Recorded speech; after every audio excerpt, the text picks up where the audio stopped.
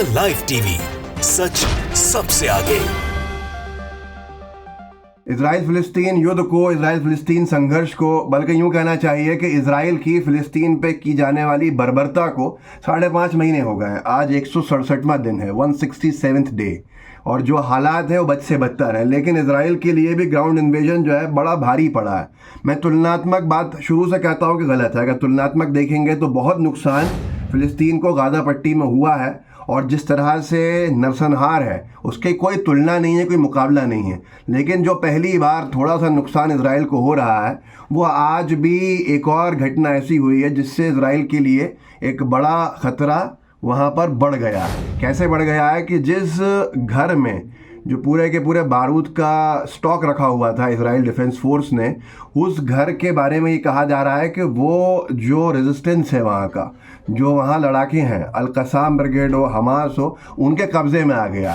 जब अल-शिफा अस्पताल की वह बर्बरता अपनी कर रहा है या करता रहा इजराइल, जिस तरह से मरीज़ों को मारा गया, डॉक्टर्स को मारने का काम किया गया हमास की आड़ में, उसी दौरान जो बारूद का स्टॉक था वो आईडीएफ का इजराइल के लोगों के हाथ, फिलिस्तीन के हमास और अल-कसाम तमाम जो लोग हैं उनके हाथ लगा, और अब इजराइल के ऊपर उसका इस्तेमाल हो रहा है बार बार, जिससे कि वह नुकसान हो रहा है। अमरीश मिश्रा साहब जर्नलिस्ट हैं, जो ने लिखा है कि अल-शिफा हॉस्पिटल में आईडीएफ बर्बरता की नई इबारत लिख रहा है, पर पैलेस्टीनियन रेजिस्टेंस ने उस घर को कब्जा कर लिया जहां आईडीएफ बारूदी जाल बिछा रहा था।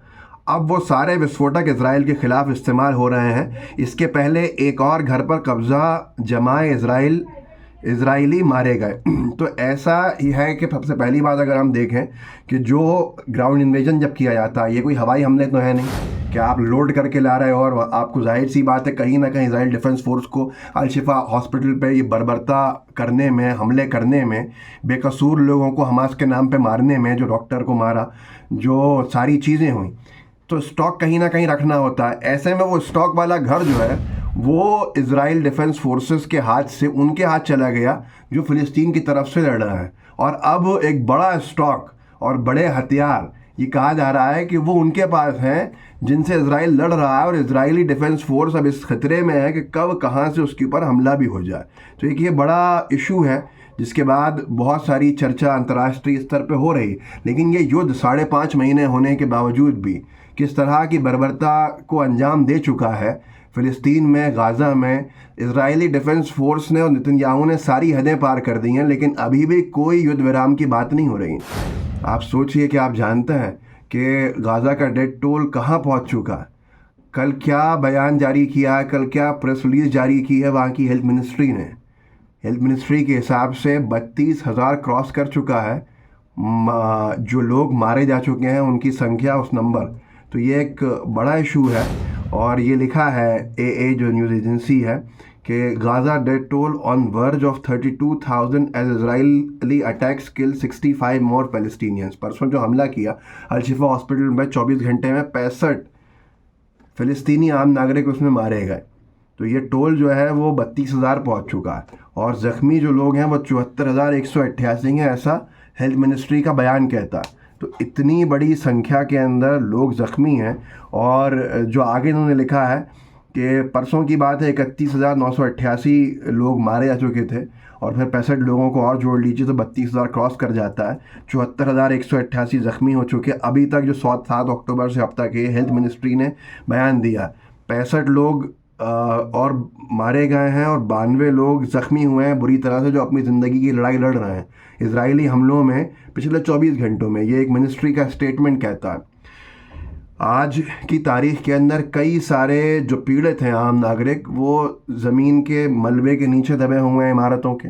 उनको बाहर निकालने की अभी कोई हालत दिख नहीं रही है। पता नहीं है कौन ज़िंदा है कौन नहीं है। बच्चों की संख्या देखो तो आप 13,000 बच्चे अब तक मारे जा चुके हैं। इतना बड़ा आंकड़ा कि यूनाइटेड नेशन तक ने कहा है कि इतनी बड़ी संख्या के अंदर अभी कोई भी ऐसा युद्ध नहीं है जहां सिविलियंस मारे गए। और गाज़ा के इलाकों को आप यूँ समझ लीजिए कि 65-70% जो है पूरी तरह से तबाह बर्बाद कर दिया गया है। घरों को ख़त्म कर दिया गया है।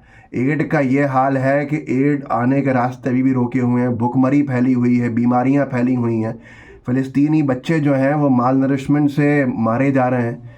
अस्पतालों में दम तोड़ रहे हैं, दवाएं हैं नहीं देने को, खाना है नहीं देने को। तो ये हाल के बावजूद भी कहा जा रहा है कि नरसंहार नहीं है, तो ये बड़ा सवाल है।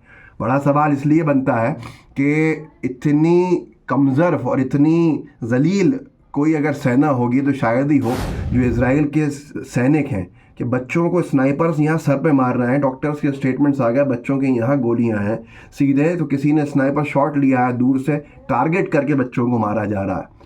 13,000 ज़्यादा बच्चों को मार दिया जाए और उसके बाद भी लोग कहें कि आप इजराइल डिफेंस फोर्स के बारे में क्यों ऐसा बोलो, मुझे समझ में नहीं आता, मेरी समझ से बाहर है।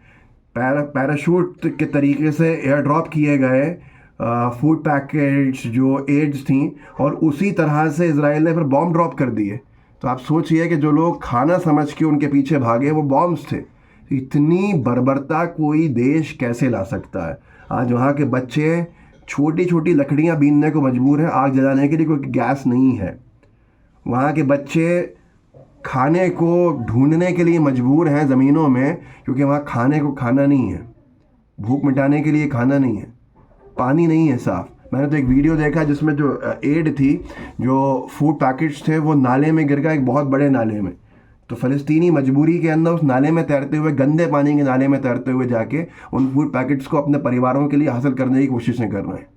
आप खुद सोचिए कि ये बर्बरता नहीं है तो क्या है, ये वॉर क्राइम्स नहीं है तो क्या है। सब खामोश बैठे हुए हैं, किसी का हिम्मत नहीं है कि ये कह दे दुनिया एक तरफ खड़े होकर कि यूएस का वीटो एक तरफ, एड जो है वो जाएगी, हर हाल में जाएगी, और एड के लिए रास्ते खोलने पड़ेंगे। जब पूरी आबादी मर जाएगी भूख से तब जाएगी एड क्या? एनेस्थीसिया नहीं है वहाँ के अस्पतालों के अंदर ऑपरेशन करने के लिए। इतने बुरे हालात और उसके बाद सब खामोश। मैं यही कहूँगा कि जो है तुलनात्मक मैं बहुत कम देखता हूँ, लेकिन फिर भी ये थोड़ी बहुत चीज़ें हैं जो एक डर इजरायली सैनिकों के अंदर बना डालती हैं कि वो पूरा घर जो अल-कसाम ब्रिगेड है और तमाम फ़िलिस्तीन की तरफ से लड़ने वाले हैं उनके कब्ज़े में आ गया है, जो कि जिस पे पूरा बारूद और जिस पे एम्यूनेशन पूरा रखा हुआ है। तो वो एक बड़ा विषय है कि अब ये कहाँ इस्तेमाल इन पे होगा। ये खुद डरे हुए हैं इजराइल डिफेंस फोर्स वाले, लेकिन बच्चों को मारने वाले, आम नागरिकों को मारने वाले, अगर आप समर्थन करते हो उनका तो आप भी गलत। इस वीडियो को आगे बढ़ाइएगा, लोगों को जागरूक कीजिएगा। व्हाट्सएप ग्रुप्स हैं आपके पास, सोशल मीडिया अकाउंट्स हैं, उनमें शेयर कीजिए। जितने लोगों को आप जागरूक कर सकते हैं कम से कम कीजिए। जय हिंद, जय भारत। द लाइव टीवी, सच सबसे आगे।